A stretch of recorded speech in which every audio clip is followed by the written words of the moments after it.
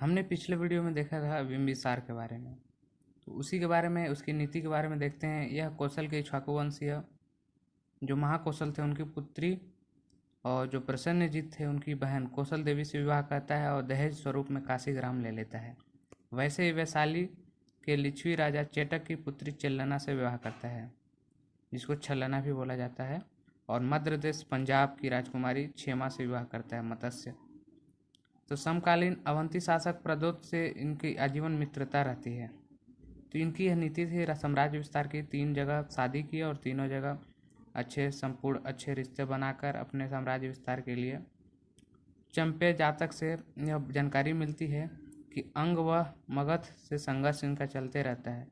वैसे ही दीपवंश से जानकारी मिलती है कि बिंबिसार का जो पिता था वह अंग देश से हार चुका था और बिंबिसार ने ब्रह्मदत्त को पराजित कर अंग को पुनः अपने राज्य में मिलाया था।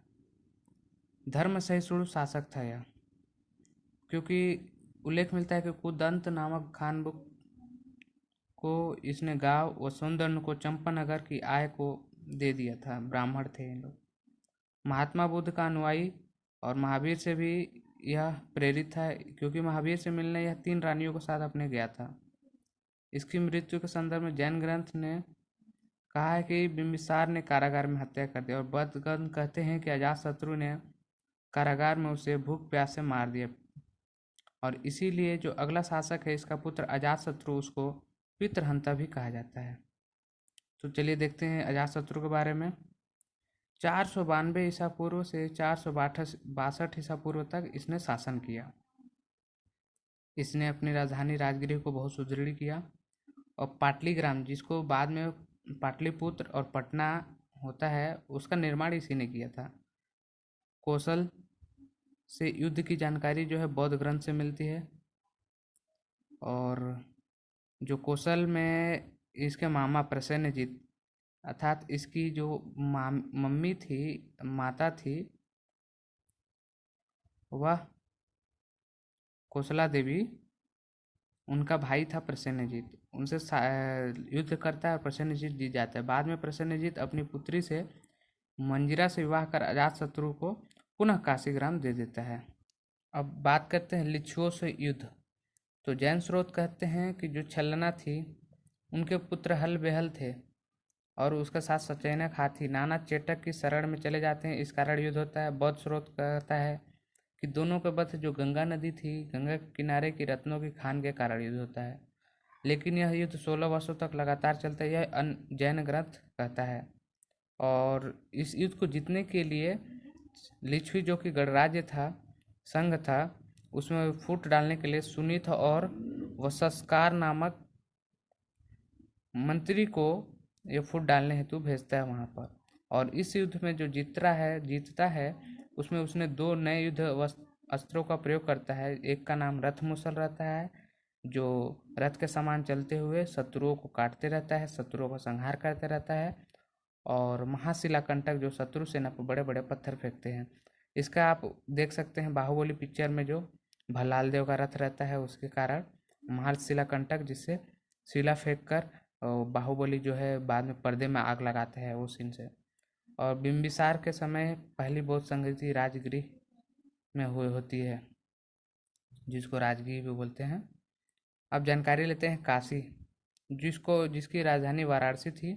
और इसका जो भी संघर्ष चलता था सदैव कौशल से चलते रहता था। जो कौशल अभी हमने देखा, कौशला देवी से शादी किया था, यहाँ का शासक प्रसेनजीत था अजातशत्रु के समय। जैन तीर्थकर पार्श्वनाथ के पिता काशी के शासक थे। पार्श्वनाथ जो थे जैन तीर्थकर थे, 23वें तीर्थकर थे, 24वें जैन मुनि थे, महावीर थे। और ज्ञान, शिल्प, व्यापार, समृद्धि हेतु यह प्रसिद्ध था, काफ़ी प्रसिद्ध था। कौशल वर्तमान में जो अवध है, अयोध्या का क्षेत्र है, इसकी राजधानी उस समय श्रावस्ती थी। काशी व कौशल में संघर्ष चलते रहता है और बाद में काशी कौशल में मिल जाते हैं, अर्थात काशी को कौशल जीत लेता है। और शासक प्रसेनजीत था कौशल का, और विदक प्रसेनजीत का पुत्र था। उधर प्रदोत महासेन था, जो मैं बताया था। और देखते हैं वज्जियों से युद्ध। वज्जी।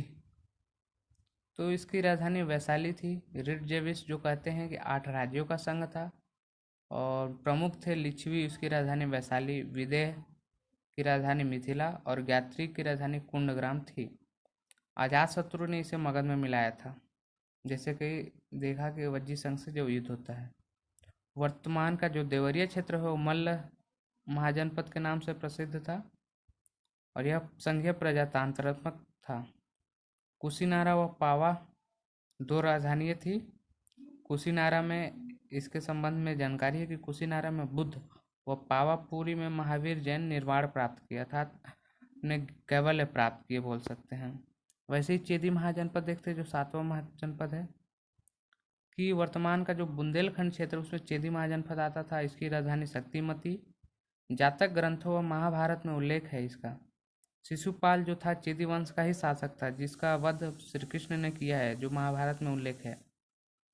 वत्स जो क्षेत्र था कौशाम्बी था उसकी राजधानी, और चेदी के उत्तर पूर्व व काशी के दक्षिण पश्चिम में यह था। वत्स का अवंती से हमेशा संघर्ष होते रहता था। परीक्षित जो पुत्र थे, जन्मेजय यहाँ आया था, परीक्षित का पुत्र, और यह महाभारत काल से जुड़ा हुआ है। अभिमन्यु का पुत्र परीक्षित, परीक्षित का पुत्र जन्मेजय। और उदयन यहाँ का भी शासक था। और स्वप्न वासव दत्ता जो कहानी है भास कवि ने लिखा है, उसमें उदयन का और वासव दत्ता का प्रेम का वर्णन है। कुरु जो कुरु थी यह इंद्रप्रस्थ से इसकी राजधानी थी। कुरु का उल्लेख महाभारत में है। वर्तमान दिल्ली और मेरठ के क्षेत्र इसके अंतर्गत आते थे। 10वां से लेकर और 6 जो महाजनपद है उसकी जानकारी हम अगले वीडियो में देंगे। तो धन्यवाद।